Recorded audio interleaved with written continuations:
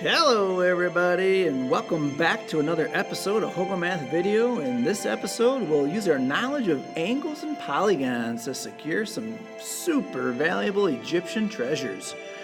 We're going to have to get into that pyramid in order to do so. So let's get exploring. If the treasures are what you desire, you must possess this secret knowledge of the pyramid. If you do not, turn back now. Beware, any false step and the curse of the mummy will be on you.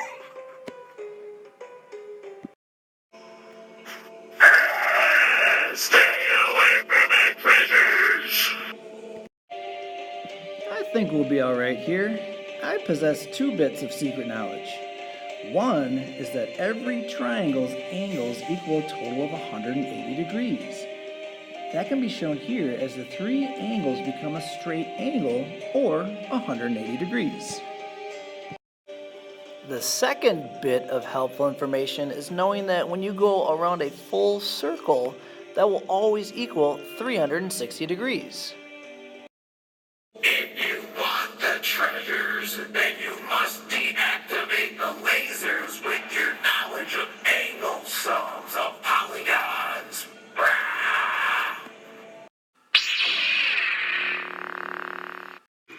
Whoa, this laser looks dangerous. Okay, so the angle sum of polygons is the sum of all of its angles. In the case of this quadrilateral, the sum of its 4 angles. And the way that the quadrilateral is divided into 2 triangles is very useful. Remember that all triangles' angles total 180 degrees. And the way that these triangles are positioned places their angles in the angles of the quadrilateral's angles. So these 3 angles are 180 degrees, and these 3 angles are 180 degrees, and that makes 360 degrees, which is the angle sum of all quadrilaterals.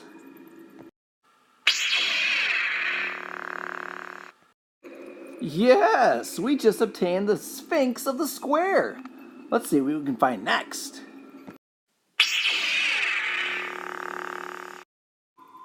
Wow, the Phoenix of the Pentagon and more lasers.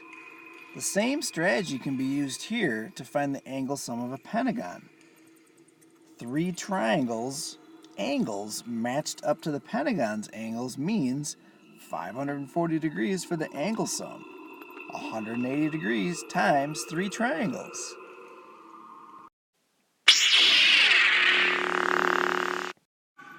Nice! We just obtained our second treasure. I wonder what we'll find next. Whoa! The pharaoh head of the hexagon and even more lasers. Well, the 4 triangles' angles fit to match the angles of the hexagon makes this an easy one to crack. We'll just do 180 degrees times 4, which equals 720 degrees for the angle sum of the hexagon.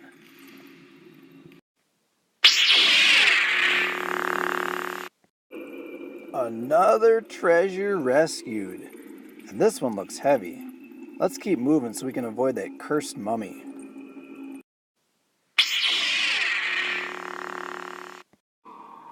Holy moly, it's the opal of the octagon, surrounded by 5 laser beams. We'll just do a quick multiplication of 6 triangles by 180 degrees and find that the angle sum is 1080 degrees. Now we can release that opal of the octagon and get out of here. Not so fast, I have a trick for you. What?